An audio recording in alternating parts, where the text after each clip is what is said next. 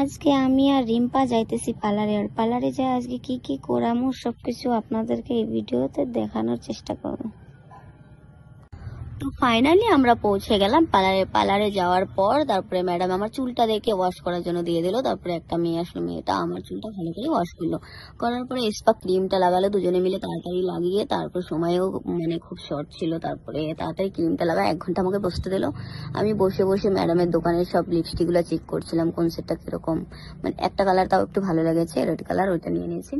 আর তারপরে কি হলো, চুলটা মানে একটু মানে স্মুথ থাকার জন্য একটা গরম একটা ভাব, যেটা প্রোটিন আর কি চুলের, ওই গরম ভাবটা দিল। দেওয়ার পরে তারপরে আবার একটুখানি রেখে তারপরে আমার চুলটা ভালোভাবে বেঁধে দিল, গরম মানে ভাবটা বসার জন্য চুলের মধ্যে, যেটা প্রোটিন আর কি। তারপরে ওই গরম ভাবটা মানে বসে যাওয়ার পর আমার চুলটা আবার খুলে কিগুলো ওয়াশ করলো, করে তারপরে চুলটা হেয়ার ড্রায়ার দিয়ে শুকায় তারপরে স্ট্রেট মেশিন দিয়ে একটু টানলো, মানে কারণ আমার চুলটা অনেকটা কিছু কিছু জায়গায় বাঁকা হয়ে গেছিল। আমার ম্যাডাম আমাকে বলছিল কি তুমি 1 মাস পরে পরে করাতে পারো, আমি আবার 15 দিন হয়নি তখনই চলে গেছিলাম। জানি কি ভাই আনমোল যাওয়া